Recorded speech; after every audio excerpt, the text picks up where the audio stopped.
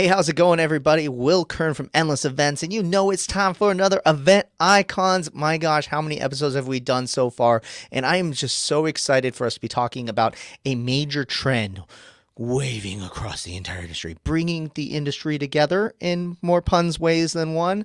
So I'm really excited for this week's guest. We're going to be talking about community. We're going to be talking about the ROI of community, the trends, everything community, and our guest knows it better than anybody I've ever met. So let's dive into it and get started with this week's hashtag event icons. Hey, it's time for another episode of hashtag event icons, presented by Endless Events, the show where you get to ask the icons of the events industry anything. Just follow us on social media to ask questions. Our iconic guests will answer them live during the entire show. Before we get started, the more people we have watching, the better the conversation. So please help share hashtag event icons on Twitter, Facebook, and LinkedIn. Just tell your friends to watch live on any of our social media channels. Now, without any further delay, this is hashtag event icons. Okay, so I can't delay this any further. We got to get in the meat of our content. We got to bring our guest up and online and live. We are joined today by the lovely Erica Bishaf from Campfire Social. Erica, Hello. it's so awesome to have you here on Event Icons today. Thank you so much for joining us. Thank you. It's awesome to be here. Thanks so much for having me, Will. Well, you're pro when it comes to community, and we're going to talk a lot about community. But before we do that, I think it's really like my favorite question to kind of kick off the podcast is to tell everybody what got you to like where you are today. And now as the founder and CEO of Campfire Social, you know, you decided to create this product based on a need you were seeing within community. So I'm going to let you explain that story. Tell us the story behind Campfire Social and what got you to where you are today. Sure. I love this because this isn't just a need that I saw. This was a need that I experienced firsthand. So my background is a little different. So I spent the first about 20 years of my career working as a global strategist for consumer packaged good companies such as Kraft, Nestle, Kimberly-Clark. Then in 2015, I decided that I was going to go off on my own and start consulting. Through happenstance, I started consulting for trade and professional associations and event organizers, doing everything from strategic planning to event optimization and even rejuvenizing dying trade shows.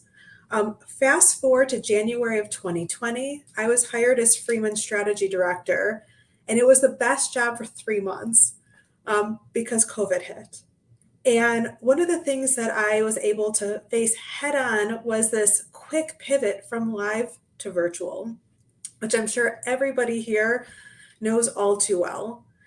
And so it was a whole new challenge. And I worked with my clients to be able to help them make this seamless transition. But what I noticed were some issues with the long-term implications of how virtual events can impact their membership, their show attendees, and importantly, the exhibitor base. And these different insights that I picked up brought me to go off on my own in August of 2020 to build out what's now Campfire Social. I love that. I think it's really like just shows like literally how you decided that this was like missing in the market and I'm just going to go out and do it. So to Right. kind of like, and when at that time in your like your career when you were kind of seeing that this needed to be built, what were like the big challenges that everyone was seeing when it came to like designing community and why they needed this sort of thing? What sort of stuff were you seeing? Well, at this particular time, community wasn't the buzzword that it is today. At that time, it was more about that pivot from live to virtual and how do we translate? And at the time, this was the logic was one for one. What happens at the trade show? How does that live and breathe virtually?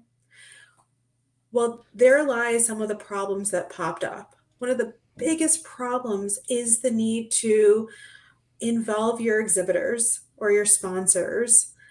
These folks are not just check writers that provide necessary revenue, but they actually have great content. And what happened very quickly is that these exhibitors were relegated to more like a directory type of listing within the virtual event ecosystem. And so these these exhibitors, they're used to controlling the content when they're live at a show. And their holy grail is being able to convert non-buyers into buyers. And when they can control the content, they can now start converting these buyers. But in the virtual landscape, this was near impossible because they didn't have the opportunity to control the content the way that they had been able to. And so, one of the things that I saw that really drove me to start thinking critically about not just what was happening today, but the future impact of how we were transitioning to virtual had to do with this exhibitor base. Because the exhibitors, to me, are so impactful because of this content ability. When exhibitors decide that they don't get the value, they leave. And when they leave, they often take their delicious content with them. And show attendees, association members, they love exhibitor content because it's usually the latest and greatest thinking, the newest trends, the innovations that come to life in any particular industry. And when you lose exhibitors, you lose attendees, you lose members, you lose engagement. And so I would say going back to 2020, the world, they started to see some of these issues come to life. And then came community. And a lot of the communities that existed were mainly focused on member engagement. And you'll hear this theme over and over and over again whenever you talk to me. It's about engaging your exhibitors. You cannot forget your exhibitors when you think about community engagement.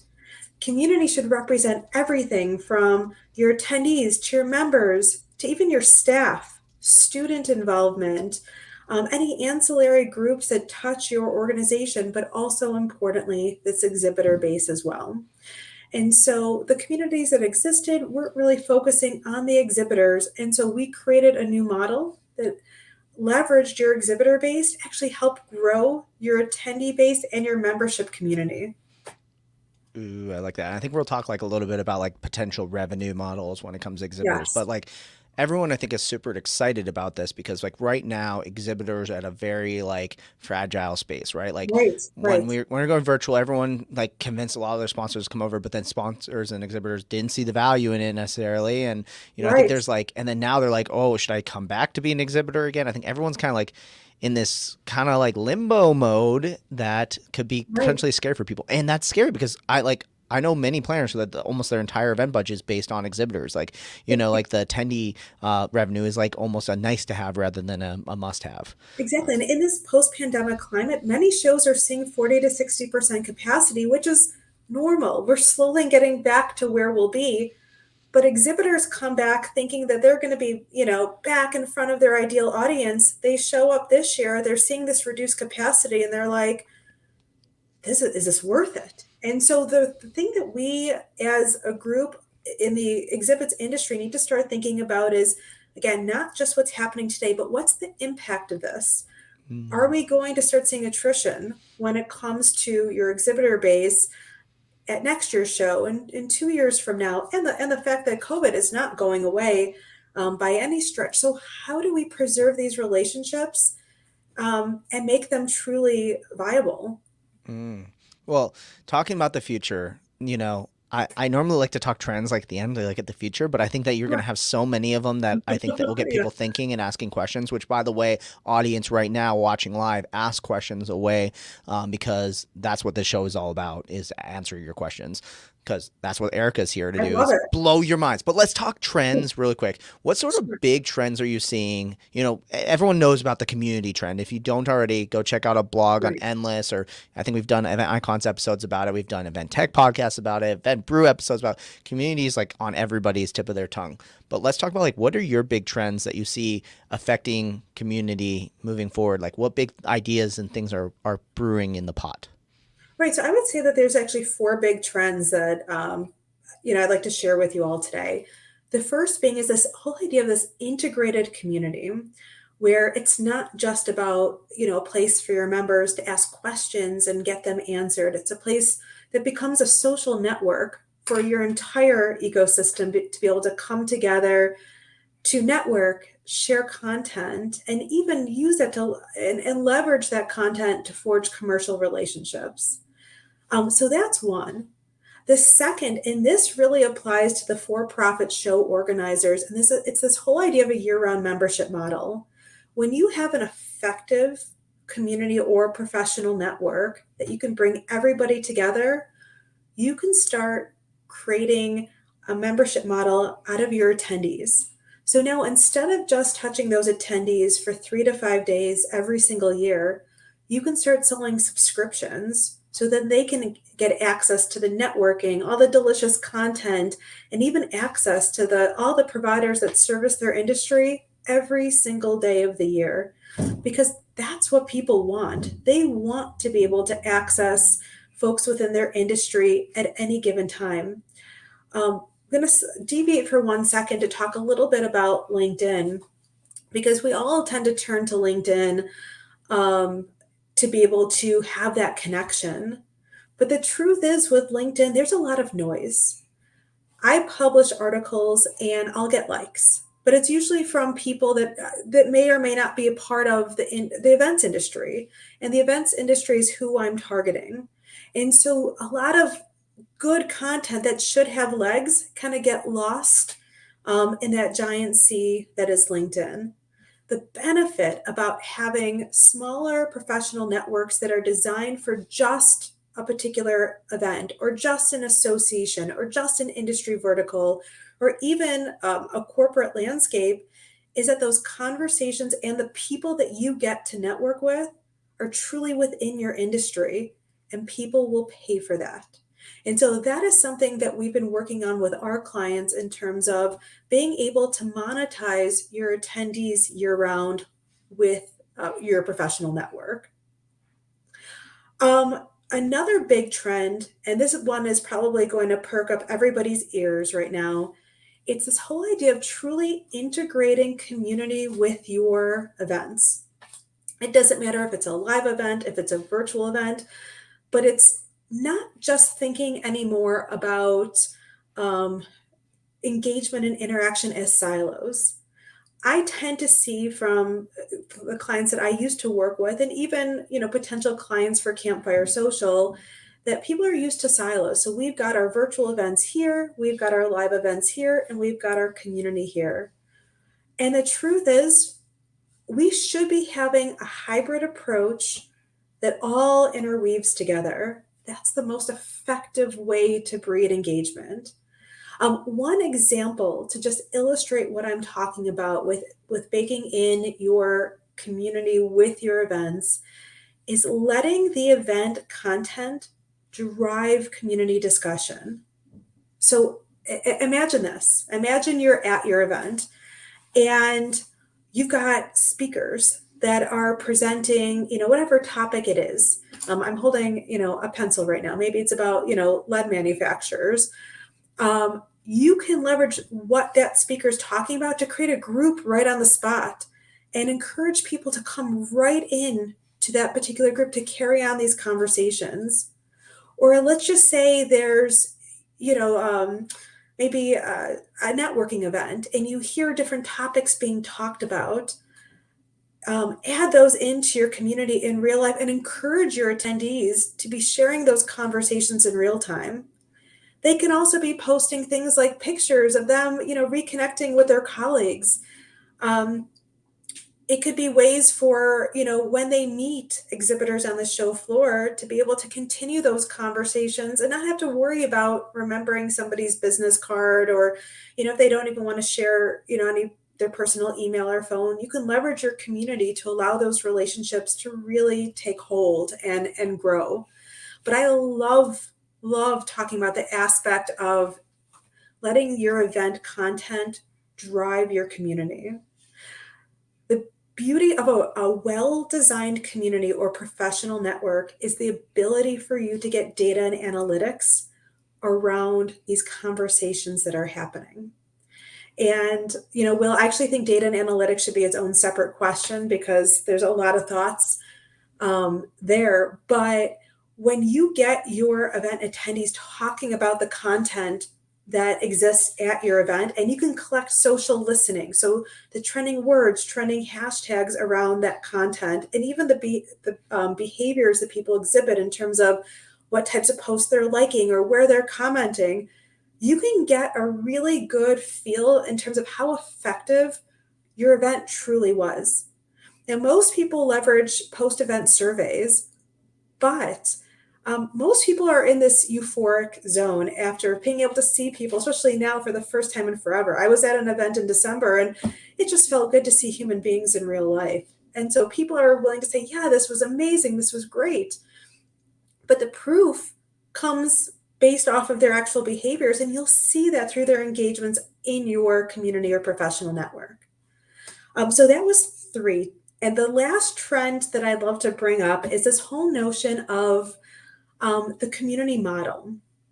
So right now, there's a lot of technology at play in the events world, which I love, because having joined the events and association world back in 2015, I've been able to see how it's grown until now. And the truth is, back then, there wasn't a whole lot of innovation, but there is today, which is so exciting for our industry because we need it so badly.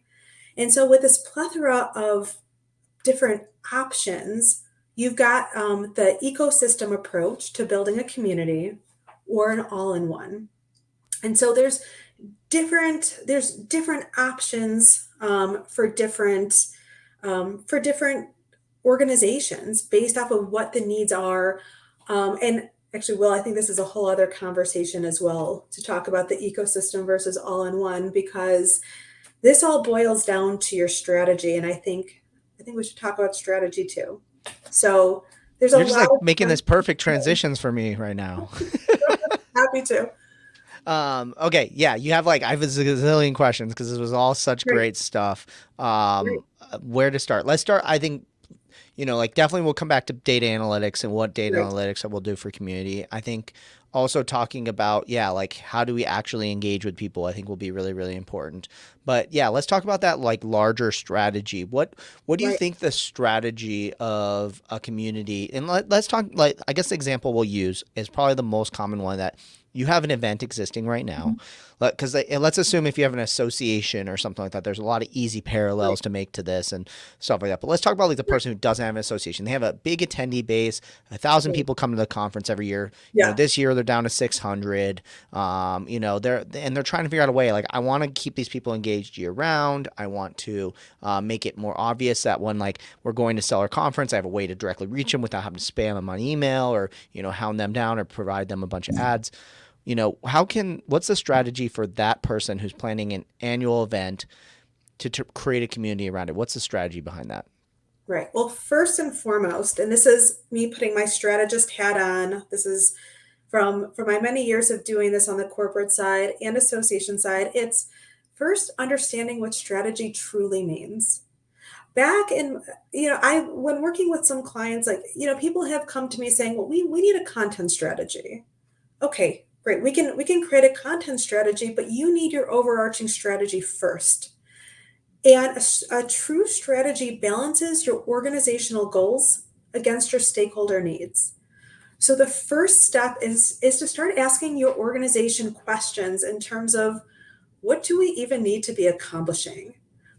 Although we create private professional networks, and I'm all for everybody, having their own community or professional network, I'm going to ask you to hold off until you come up with a strategy. And some of the key questions you should be asking your organization are things like, do we need to attract younger generations?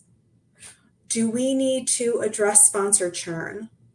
Do we need to diversify our revenue stream?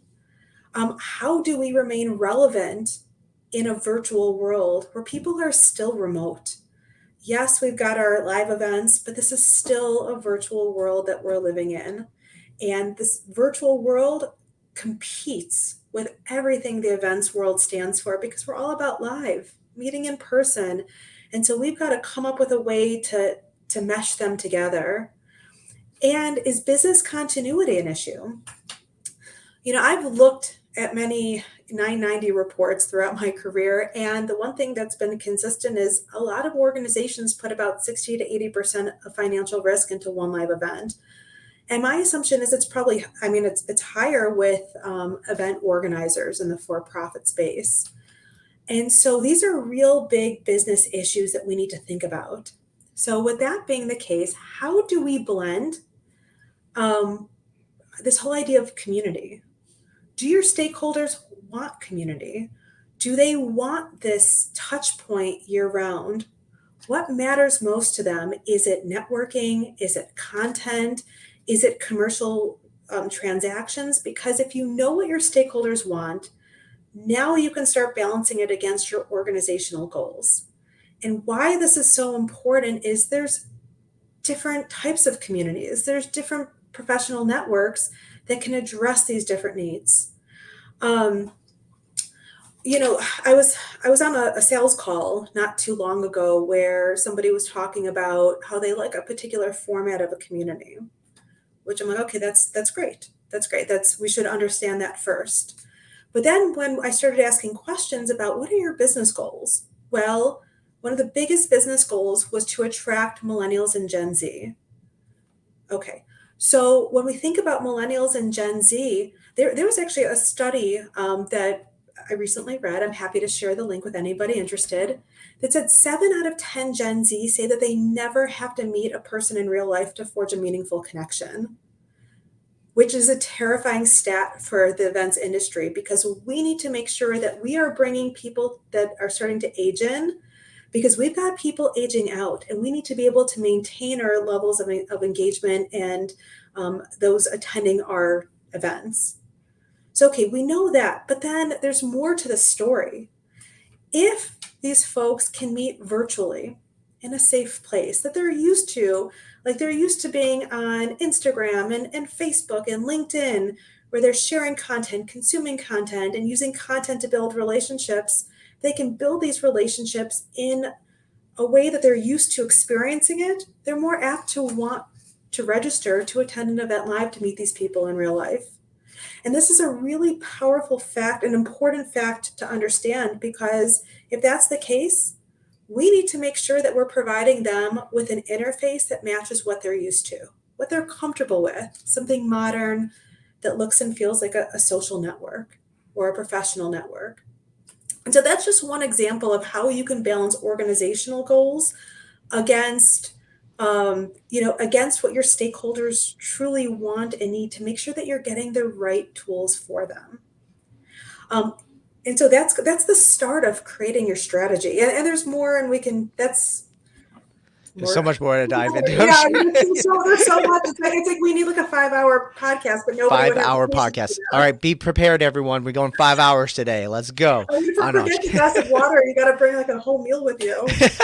That's why we tell you to bring a glass of water, just in case. Right. But no, I think it's such a good point. Like, it always goes back to these like original ideas, like understand your attendee personas and everything like that. But Right. I think you bring up this really good point that, like, community is such a big, important part of what we do, because everybody's looking for ways to keep developing relationships online. And I think Right. one of the big trends that we're starting to see too is that it's really interesting. I think what's happened over the last couple of years is, I remember like when Facebook was coming to power, and then like Instagram was the new hot thing, and then Snapchat was coming out, and LinkedIn's been around forever, and obviously Twitter has been around forever, and then TikTok comes, and like what I'm noticing is that like there's always going to be like every few years there's going to be another platform that pops up too. Right. And it's funny, as marketers, like I saw a HubSpot report that said like how many people are planning to increase their amount of engagement or work in these different platforms.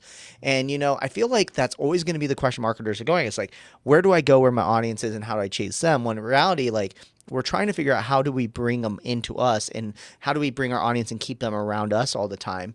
Right. You talked a lot about engagement, and I think that's like the number one issue I hear from planners is, how do I drive audience engagement? And that that might be a separate conversation for actually within an event, but then usually it's followed up with like, how do I do the post and pre-event engagement? And that's what community is supposed to solve.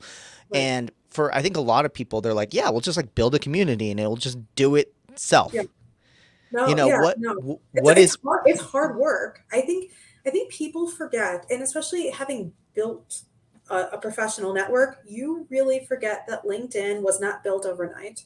Hmm. Trust me, as a startup founder, I wish things were built overnight and they take off, but it takes a lot of work.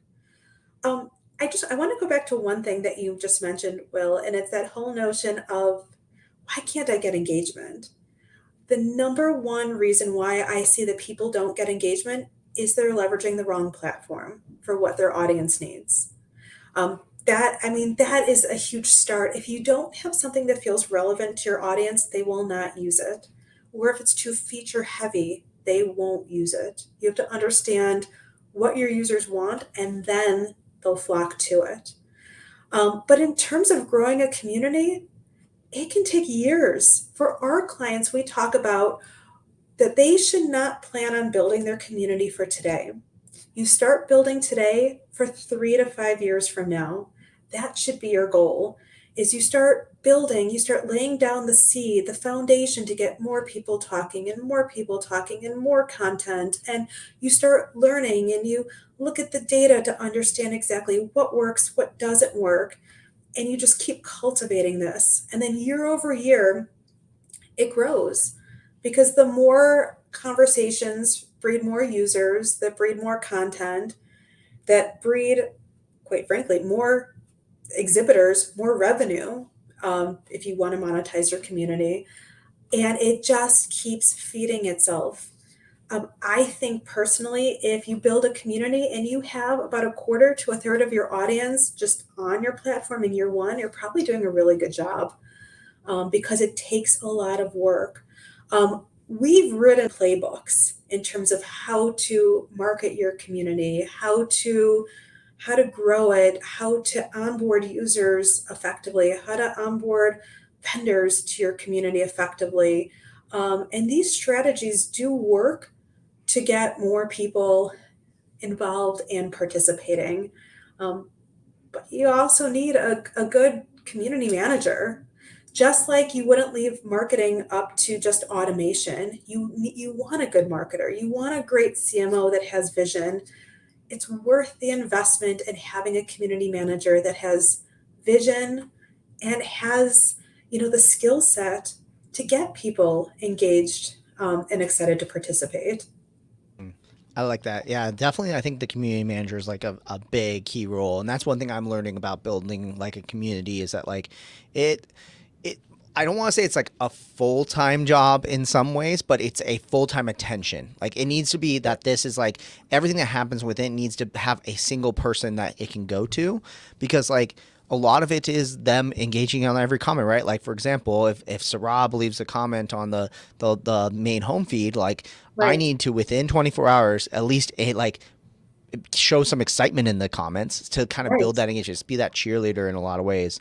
Well, right, a lot of people start to think about like, okay, well, this thing that I thought was maybe just a software cost now is becoming a people cost as well, right, right. and so what sort of like costs do you think that people need to be thinking about? And I think that eventually what I'll get to after this is we talk about like how do we see what the ROI of these things are? And you've had a couple clients that have had pretty impressive metrics in terms of ROI, but Yeah. talk about like the cost. So we have a community manager, we have the platform that ends up happening. What sort of other things should people think about when it comes to the costs or the elements of the community? Yeah, it's generating meaningful content, and many organizations are very fortunate to have content, creators within their organization. But there's ways to offset those costs too. So if most vendors, and so again, going back to this whole notion of integrating your exhibitors, they're incentivized to produce good content because they can leverage content to build relationships that encourage networking, that give you more data, to understand how people are talking, what they care about. And you can leverage these exhibitors. That's why they're so powerful to be your content creators, that can just help feed your ecosystem. So, there are these big expenses, but if you plan and strategize, you know, very thoughtfully, you can monetize your ecosystem where it shouldn't actually cost you a dime. I like that a lot. Like that's what we try to do at Endless was like for example, we're doing event icons right now live. We normally, this show's always been going to social networks for like as long as it existed because like we just go wherever everyone is. But what we realized is like, we'll also live stream this to the community.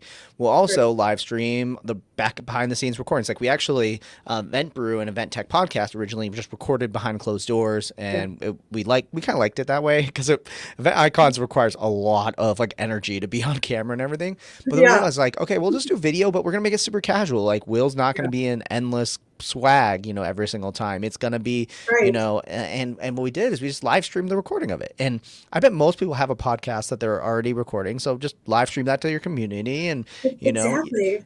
post the links as part of like a library of content. You probably have tons of webinars. Do the webinars inside the platform. Right. I think most people don't realize how much content they're already creating.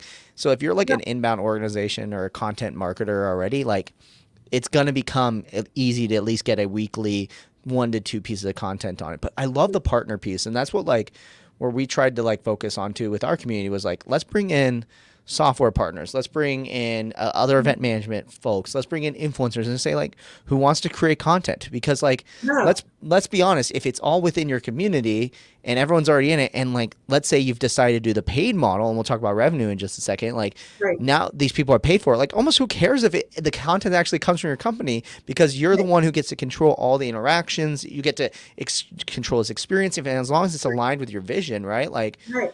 I think it can be huge. Like, Right. Well, that's where the beauty is, being able to allow your users to almost toggle between being, Erica Bishaf or Erica Bishaf of Campfire Social, because, I might want to like a post or maybe share some big company announcement as Campfire Social, but you know what?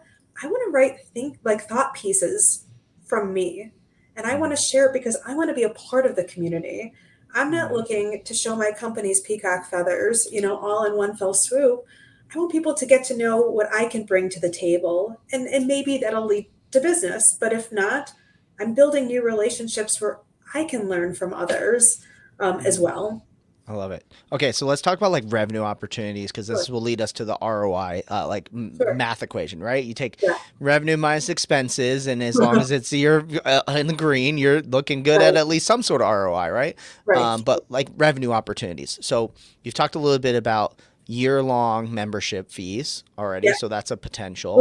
Which it can breed a lot. You don't have to charge much to be able to generate meaningful money from these year-round membership fees. What's a good, like, what do you think is a good amount that people should be exploring on? Like, because that's a big, like, should I give it away for free or should I charge for it kind of conversation, but Do also not like, give it away. Do how not give it away much? for free. People need skin in the game. So there's a B2C show that we are talking to right now, and one of the things we suggested is charge $10 a month, $15 a month per person. Okay, so you're looking at, if you charge $10 a month, right, $120 a year. Well, they have 10,000 attendees. That's some real money. And you don't have to charge much, but just think as a user for $10 a month, I would love to be with my peers around a particular industry or topic that I'm super passionate about. It's not much money, and it's something that can really be additive for an event organizer. I like that. So, okay. So, you know, okay. So we have potential revenue coming in from the attendees. I'm Right. guessing upsell opportunities too. Like you could sell them to go to the annual conference too on top of the membership fee. Oh, That's yeah. in terms of revenue. You can drive registration. So there's a stat that I love from ASAE, and it just shows engaged attendees spend 6 times in drive event registration. So, of course, there's overt ways to generate revenue like membership model or charging exhibitors for access, but there's also organic revenue that comes from proper engagement. Maybe you've got, a subset of folks that maybe don't attend live events, but because they've enjoyed the content and the networking, now they're going to become first timers that register because they want more from your organization. And they're in and of itself, it's worth cultivating this audience outside of your event. Um, so you've got that. From like the other opportunities to generate revenue. I take this from my live event playbook. It's co-locating. We were talking to this one publication, And they do a lot of partnerships with small associations. These small associations really can't afford their own platform, but they can come together and co-locate. So now that big publication is able to charge these smaller associations a co-location fee to be on their platform, which ultimately creates more users, more eyeballs. They're charging their exhibitor base to be able to come on the platform, and create listings and post as a brand that they can charge for all these different opportunities. But it makes their post so much more valuable because now there's more eyeballs looking at it too. And so this can become very powerful. And speaking very specifically about monetizing your exhibitors, I just want to be clear, I am not talking about banner ads. Personally, I know this isn't popular, but I'm not a fan of banner ads because they get forgotten, they get ignored. It kind of just blends into the background.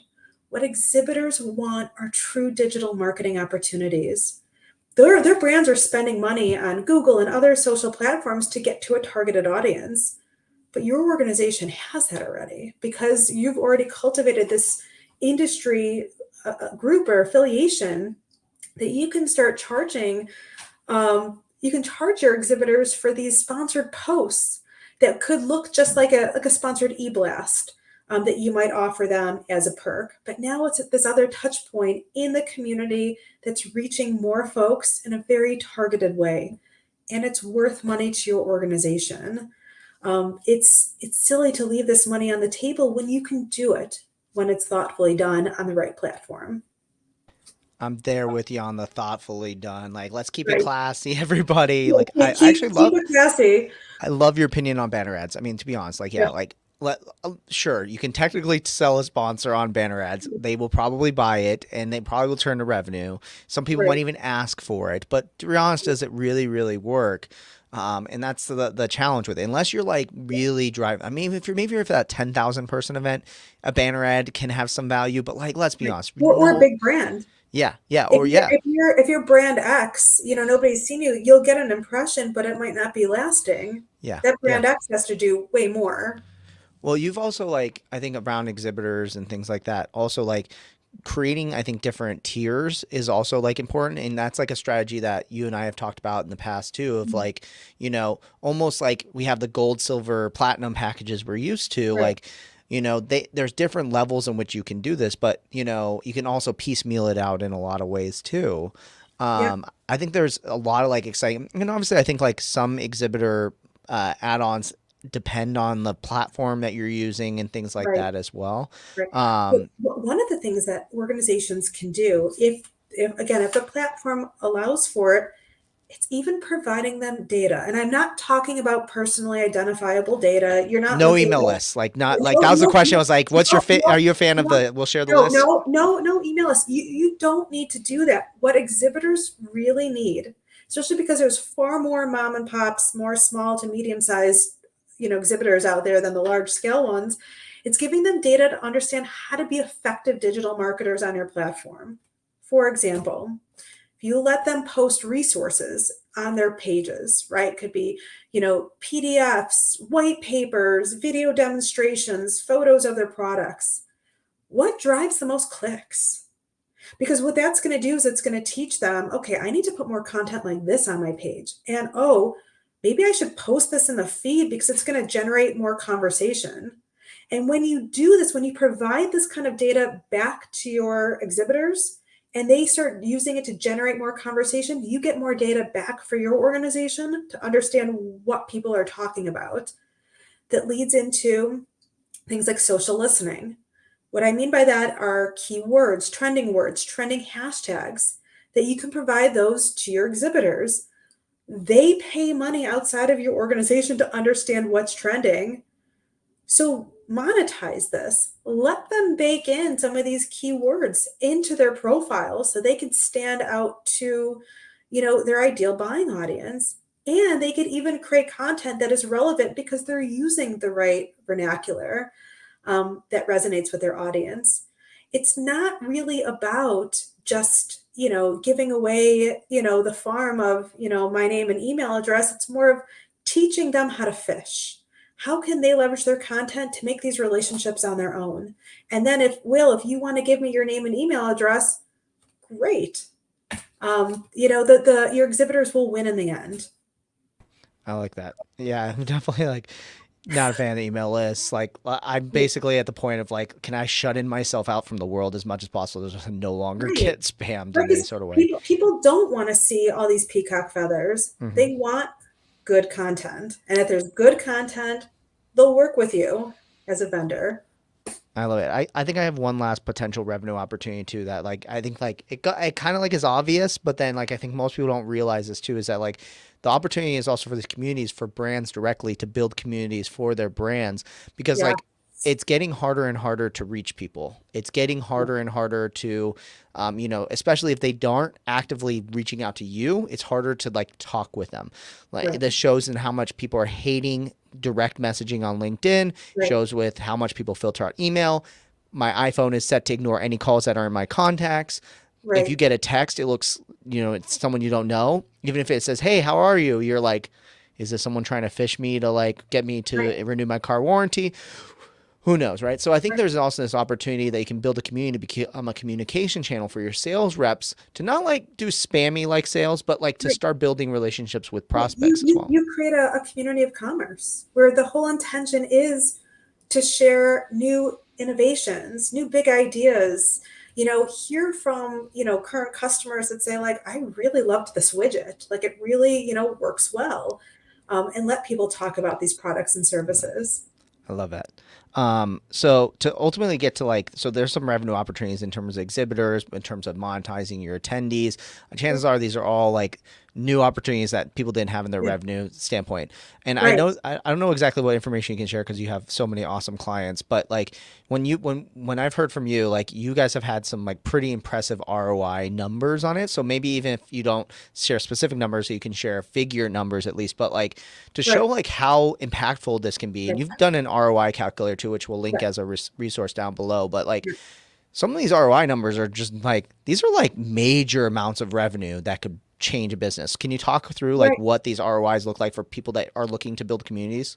Yeah, absolutely. And let me just say, anybody that wants to reach out, like I love talking strategy. Yes, I'm the founder of a company that makes professional networks, but I'd love just to talk to you. All of my client calls, I usually do a model for them just to understand the potential of how much revenue they can take in. And of course, everything depends on the size of the organization, how many exhibitors you have, how big your audience is, because it'll determine how much you can charge. But we've modeled anywhere for, let's just take like a medium-sized organization, anywhere from $500,000 a year all the way up to, larger organizations that can generate $1.8 million a year. Or actually, sorry, that was one organization. We had one that we modeled $6 million. That this was a behemoth that they were actually planning on being able to take in from this new type of digital marketing assets. What we can do is open up a whole new stream of monetizable real estate that you can offer your exhibitors or vendors or sponsors that they're paying elsewhere for. So those dollars can just, again, shift back to your organization. But it really depends. We've got, one organization that, we've modeled, I think it's like $650,000 in year one that they're planning on taking in. So it really just depends across the board. I That mean, smaller that's amazing. organizations could be $250,000. It just depends, but it's real money. Yeah, it's real money. That also like one of the most interesting things about this too is that it's not replacing revenue you are seeing, it's Oh, enhancing that revenue, incremental. right? Like yeah, like if you're doing $1 million on your conference, if you can add $250,000 with obviously some effort, but Right, like when we were talking about costs, right? We said like you can get the content for stuff you already have. And if you do an annual conference, you probably have like recorded content for the rest of the year already set up. If exactly. if hiring a community manager, that's you're not going to need like an MIT genius to like be your community manager. You need someone who's passionate about your community that you're gonna do. Like, Right. and the platforms, like I'll say now because I've shopped for so many different platforms. These aren't like multi-million dollar. They're not having to like build the next Facebook. Right. These things that already exist, and they're really relatively simple when it comes to costs. Right. And, you can get true ROI from this. Yeah. Like within your first year.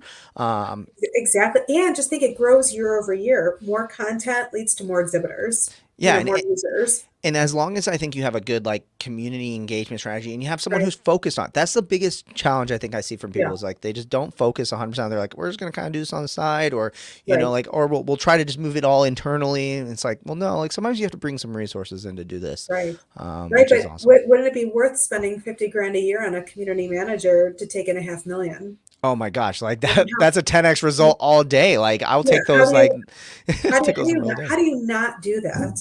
Yeah, 100%, 100%. I think we're both on that team for sure. Right. And if anyone's out there wants to disagree with us, you can Yeah. always, do it in the comments, and we're Right. happy to hear from you.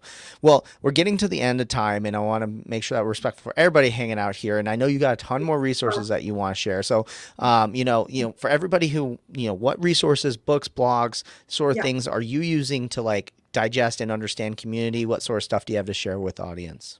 Yeah, so I like to write articles, and this is my own little self plug. If you go on campfiresocial.io, we have our own blog, and we can include that link. But to be honest, I'm a big researcher. I love learning from my peers. I think the best resources are listening and just talking to your peers. What works? What doesn't work?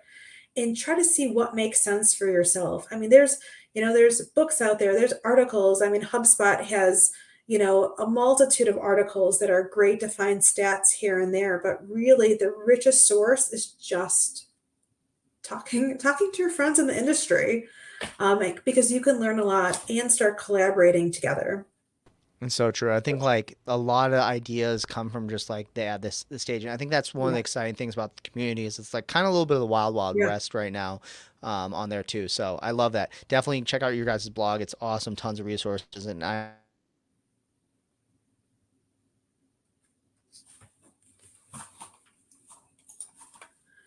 home. What is the one tip that you could give planners today to take away when it comes to making their events awesome? I would say just don't forget the power of your exhibitors beyond the fact that they do help, feed your bottom line. There's so much value that you can pull from them and that they want to give you. So it's worth it. Interview them, ask them. We've interviewed dozens of exhibitors to just get their feedback on what are they looking for. And they all want ways to be able to showcase their content to a broader audience in a meaningful way. Boom. Super mic drop moment right there. So incredible, Erica. My pencil. Pencil drop moment right there. I know. I was just thinking about like my microphone's attached to my like desk. I can't drop it. You I can't guess I have have like that quintessential cool moment. I know, like AirPod drop maybe. Or Yeah. something. Can you just go like this? And Yeah, exactly. Boom. Yeah, I love it. Well, Erica, this has been such an incredible conversation. I think you shared so many knowledge bombs with people to understand community more, the ROI they can get from it. What does it look like building this? And especially the focus on the exhibitor side of things, which everybody's struggling with so much. So absolutely incredible conversation. Thank you so much for being on Event Icons today. Sure. Thank you so much for having me. And I am open to questions, after this event. If anybody has, anything, feel free to reach out to me. I love it. Well, thank you again, Erica. Thanks to everyone watching live, all of our people watching the recording on all your favorite podcast platforms. You know what to do, but give us a shout. We're happy to have you as part of our community. And thanks to everybody for watching today. I'm going to get out of here before I keep screwing up this outro. We'll see you guys all later next time on Event Icons. Thank you. Bye. Thank you for joining us for another amazing episode of Event Icons. To catch all of the bonus content, resources mentioned, and an invite to our Facebook and LinkedIn groups, head to www.event-icons.com. Also, let us know what you thought about this week's episode. Share your biggest takeaway, and just tag your social media posts with Event Icons. We'd love to hear from you. Thank you for joining us. We'll see you again soon, right here on Event Icons.